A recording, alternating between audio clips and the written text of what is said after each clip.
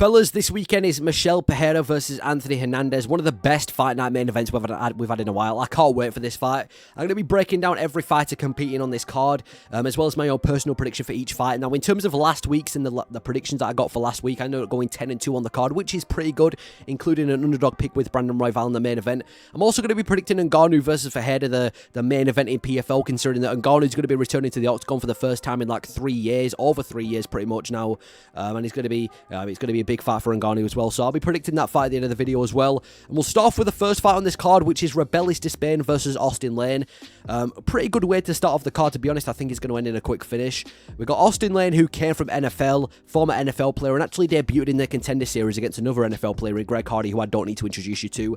Ended up getting knocked out in that fight with Greg Hardy, then it left the Contender Series, went on a bit of a run outside the UFC in his last 5 fights outside the UFC, ended up getting 5 straight finishes, comes back to the UFC in the Contender Series, gets a first round finish, and then he ends up having a no contest to Justin Tafa. It gets finished by Justin Tafa and then gets finished by Denise, who's going to be taking on Derek Lewis next. He's going to be taking on Robelis Despaigne, who is a former gold medalist in the Olympics for Taekwondo, and then he makes his MMA debut, and this guy had a shit ton of hype in his MMA debut in his first couple of MMA fights because he had 4 wins.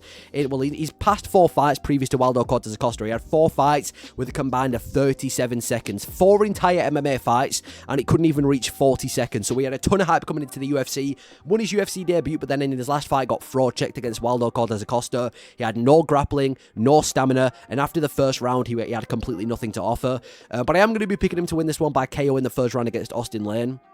You're asking me to pick between a former gold medalist in Taekwondo in the Olympics and a guy who got finished by Greg Hardy. I know who I'm picking. Now, I will say that Austin Lane could be a potential threat because of the grappling. He can take people down and beat people with ground and pound, and we know that Robelis Despaigne doesn't have the best grappling, but I'm hoping he's learned and he's improved, especially with his grappling since that fight with Waldo Cortez Acosta. And on the feet between the two of them, it's night and day. Robelis Despaigne is infinitely better than Austin Lane. I think this is a little bit of a layup for Robelis Despaigne to get back on track and to maybe generate some more hype, so I'm going to be going with Robelis Despaigne to win this one by knockout in the first round. He's one of the most dangerous first round fighters in the UFC, so I'm gonna go with Robelis Despaigne by first round knockout. Then we have Alice Ardelean versus Melissa Martinez. Now, I will warn you, we've got 3 women MMA fights in a row. They are the only women MMA fights on the card, but 3 in a row is going to be a tough watch. But no, this might be one of the lowest level fights I have seen the UFC produce in a while. I don't really think either of these people really deserve to be in the UFC. Alice Ardelean, I think she's like an OF model or a former OF model, and then she had a fight with Zhang Li outside the UFC, lost that fight, and then she debuts on short notice at UFC 304 against Shauna Bannon. And to be fair, she didn't look too bad in that fight. She did still lose, but to be fair, to say it was on short notice, she didn't look terrible. And she's going to be taking on Melissa Martinez, who went on a little bit of a run outside the UFC, went on a big winning streak, debuted in the UFC, ended up losing to Elise Reed, and I saw both of them really raw. I am going to be picking Melissa Martinez to win this fight. Now, to be fair to Alice Ardelean, like I said before, she didn't look too bad to say that she was fighting on short notice at UFC 304 on like a week's notice, but I think Melissa Martinez, what she's shown in the UFC and even outside the UFC, she's much better than Alice Ardelean. And I don't even think Alice Ardelean had like legit fights outside the UFC. I look at her record and a lot of them are like exhibition MMA, like not even proper professional licensed fights. Didn't look too bad in the UFC debut, but I think Melissa Martinez, if you compare them especially outside the UFC, has looked much better than Alice Ardelean, so I'm going to pick Melissa Martinez by decision. Then we have Jessica Penne versus Elise Reed. Jessica Penne, she fought on The Ultimate Fighter all the way back in 2014, and she's not had the best UFC career, to be honest. She's lost to a lot of people in the UFC, only 3 wins in the UFC. She did beat Lupi Godinez, which is a good win, but apart from that, she's not looked the best. Now, she has fought a lot of big names in women MMA. She fought Michelle Watson-Gomez, Joanna Young-Jacek, Jessica George, Tabitha Ricci, Carla Esparza, for all these big names, lost to all of them, but the problem with her is she's so inactive. She fought once in 2014, once in 15, once in 16, once in 17, takes a 4-year break, comes back in 2021, fights twice in that year, fights once in 2022, once in 2023, and in the last fight she ended up getting submitted by Tabitha Ricci all the way back in 2023 on the Jones-Garn card, so she's been out for ages, and she's not the most consistent. She's going to be taking on Elise Reed, who got signed to the UFC with only 4 wins outside of the UFC, and since then she's not really been able to pick up a winning streak. She wins one, she loses one, she wins one, she loses one. Tough one to call. I'm going to be going with Elise Reed to win this one by decision. I mean, first of all, Jessica Penne is 41 years old, okay? She's 41 years old. She's not an active fighter. She's not in there regularly. And I think Elise Reed is definitely the more superior striker on the feet between the two of them. She's actually a pretty good striker. And I know that she's not the best grappler either, but Jessica Penne, she hasn't had a submission since 2021. She's super inactive. I think if there's any smart pick here, it's got to be Elise to win this one, and I'm going to get Shacey gets it done by decision. And then the next women MMA fight, and thankfully the final one on this card, we have Joselyn Edwards versus Tamirez Vidal. Joselyn Edwards, she was one of the most, like, I don't know how to say it. She disappointed when she joined the UFC, because outside of the UFC she had an 88% finish rate. In fact, she only had one decision win outside the UFC. Everything else was just pure finishes, the majority of them being in the first round as well. And then she joins the UFC, and every single one of her fights so far have ended in a decision. So she kind of disappointed with the way that she looked. She's going to be taking on Tamirez Vidal, who outside the UFC actually had a couple good names outside the UFC. She lost to Cara Rosa, but she ended up beating Ailin Perez, and as we know, Ailin Perez is on a bit of a tear recently. And then joins the UFC, wins her first fight in the UFC with a good flying knee, and then loses the next couple of fights. I'm going to be picking Joselyn Edwards to win this one by decision. Joselyn Edwards is tough. She showed in that fight with Ailin Perez, and even outside the fight with Ailin Perez, she can take a couple of shots. She's not the easiest to put out of there, and she's actually a pretty good striker. Definitely the better striker coming into this fight, or at least a more polished and technical striker. And I know that Vidal's got good grappling. That's what she wants to do. She wants to take it to the mat and potentially find a submission. But I feel like Joselyn Edwards kind of has underrated submission game. She showed in that fight with Ailin Perez that well, not a submission game, but grappling game. She's got good wrestling. I think her wrestling is kind of slept on. She's not one of the best, but she's not just one of these one-dimensional strikers as well. I think I'm going to be going with Joselyn Edwards to win this one by decision. And then we have Brad Katona versus Matsumoto. Brad Katona, he fought in the UFC ages ago on The Ultimate Fighter back in 2018 to 2019. He ended up beating some really good names as well. I mean, he ended up beating Bryce Mitchell and Carla Phillips, who are two ranked fighters nowadays in the UFC. And he did end up losing to Merab, which is a loss at his age kind of well, because he went to a decision with Merab.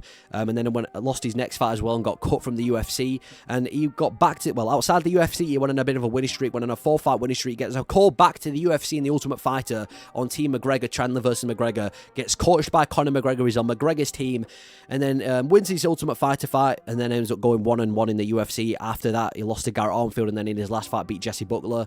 And he's going to be taking on Matsumoto, who's been on an absolute tear outside the UFC, a big prospect outside of the UFC, won in the Contender Series as well, and in his last fight choked out Dan Argueta.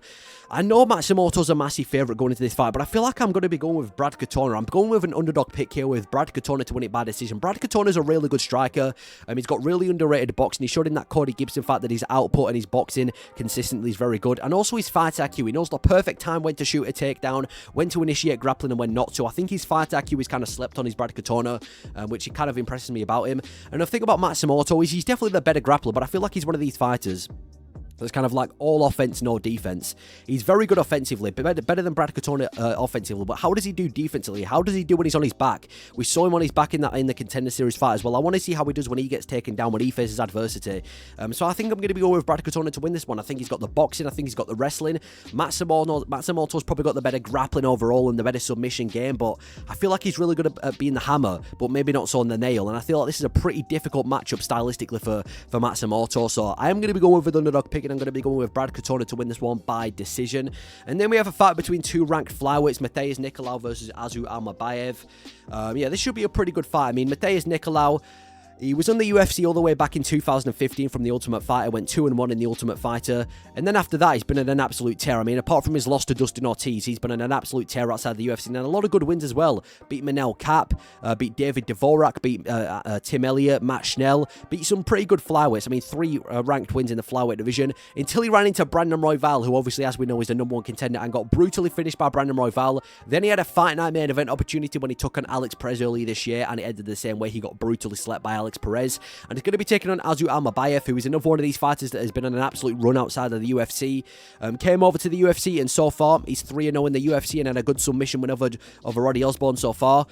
It's going to be a tough fight for Matheus Nicolau. It's going to be a tough stylistic matchup, but I think I'm going to go with Azu Almabayev by TKO in the 3rd round. I know a lot of people are picking Almabayev to win this one by, decision, which is probably the smarter betting pick, but I feel like he could actually get this one done by TKO, because I don't know if I trust the chin of Matheus Nicolau. He got knocked out brutally in his last fight, like put to sleep by Alex Perez as a favourite, and before that he got brutally knocked out by Brandon Royval. And I know that Azu Almabayev isn't one of these flashy strikers with very dangerous hands, but he's a very wild striker. I don't think he's got terrible striking. I think he's definitely got the capability to land a big shot, and more importantly, he's going to be wearing Matheus Nicolau out. This dude has got such good grappling. He's a big grappling prospect in the flyweight division, not the most dangerous dude, but I can definitely see him beating him with ground and pound, cracking that chin with ground and pound.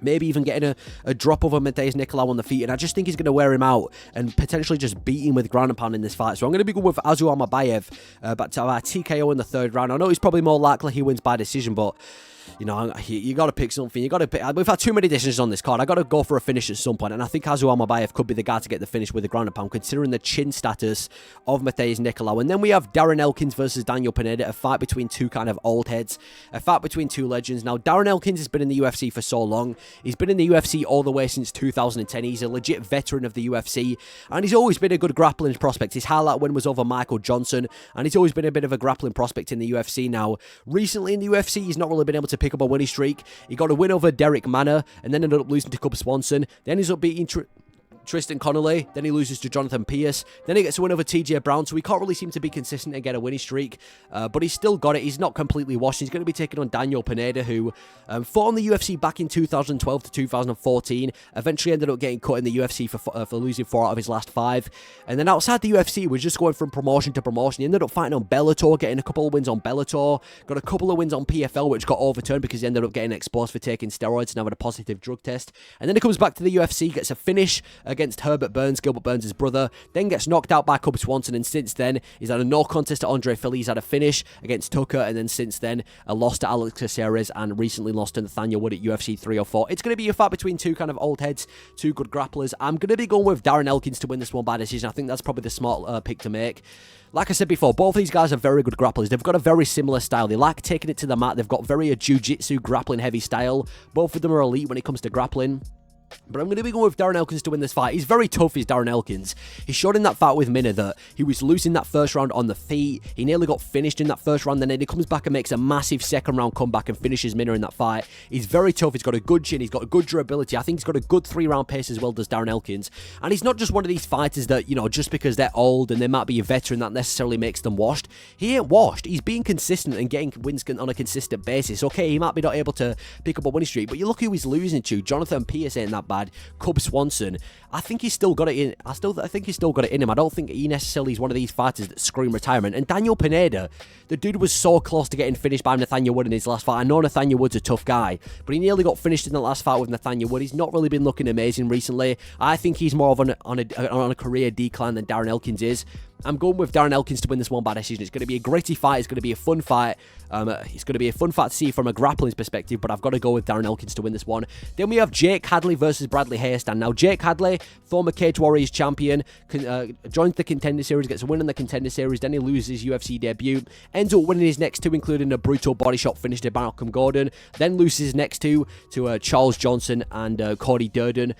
And then he moves up to the bantamweight division on short notice in his last fight, and he really impressed me in that fight. He fought Cowlan Loughran in a different division on short notice. I think it was like 2 weeks' notice. Ends up looking pretty good in that fight and beating Cowlan Loughran. He's going to be taking on Brady Heistand, who came from the Ultimate Fighter, had a couple of good wins on there. Loses UFC debut to Ricky Tercios, but since then has managed to pick up a 3-fight winning streak. I know that Bradley Heistand's the favourite going into this fight. Again, I'm going to go with the underdog. I'm going with Jake Hadley to win this one. He really impressed me in this last fight.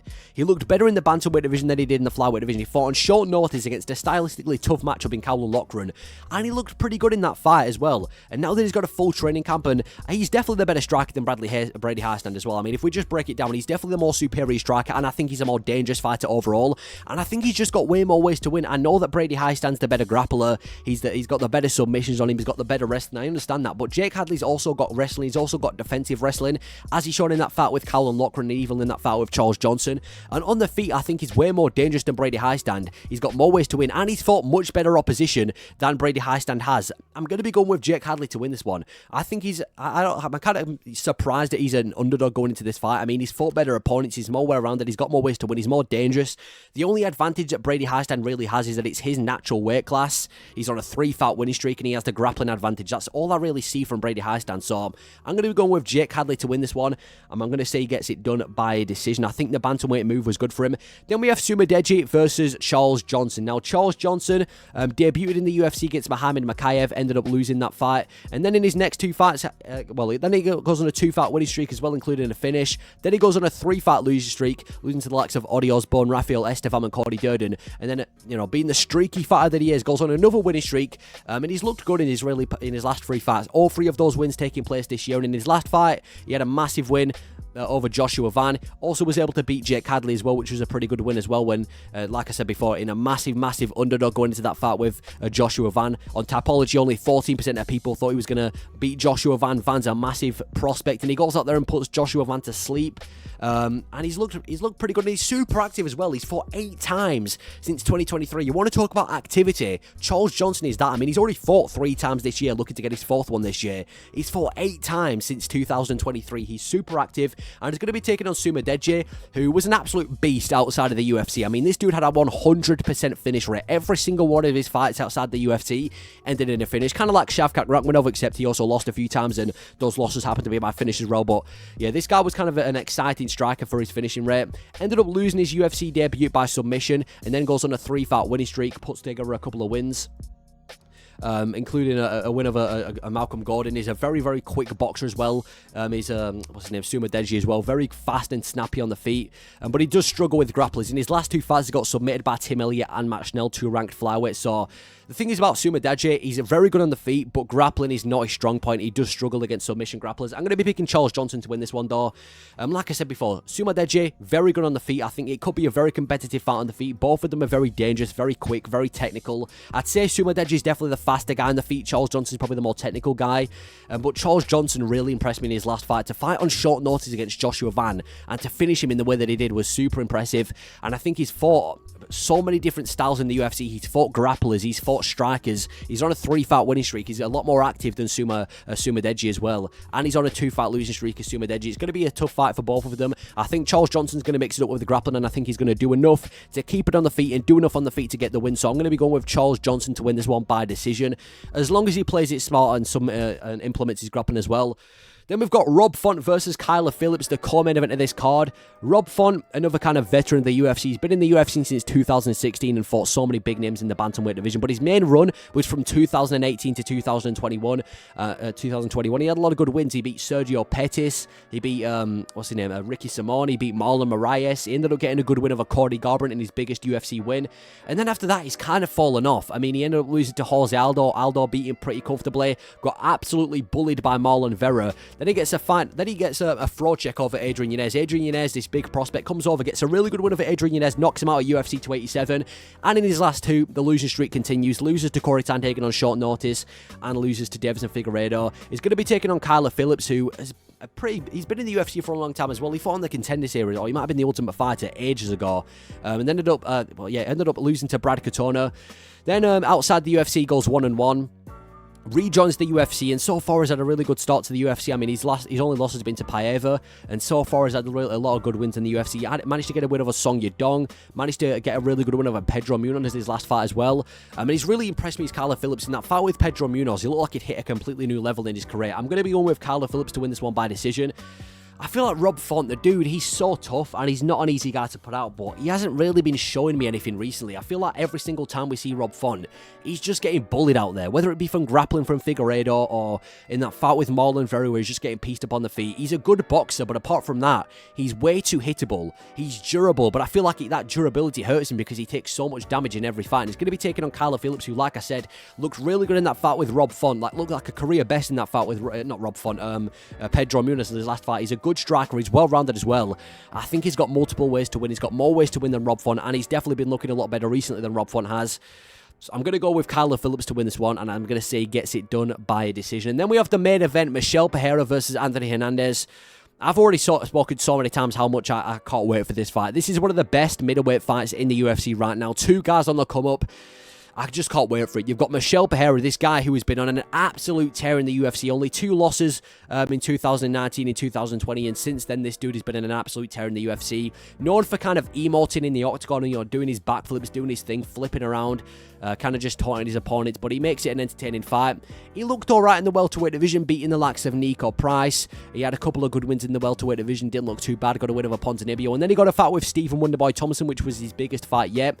Ended up missing weight and getting the fight cancelled, and since then he's moved to the middleweight division. Since that middleweight move, he's looked so good. He ended up finishing Andre Petroski, finishing McCall, finishing Ivo Portieri. This middleweight move seems to be the correct move for Michel Pereira, and he's now ranked. He's going to be taking on Anthony Hernandez, who came to the UFC in 2018 from the Contender Series, didn't really have the best start to his UFC career, ended up losing twice in the UFC, ended up having a no contest on the Contender Series, but after that, he didn't look too bad to be fair to Anthony Hernandez, and he's on a massive winning streak now, 5 straight wins in the UFC, 4 of them coming by way of finish. In his last fight, he choked out Roman Kopylov, which was a really impressive win as well.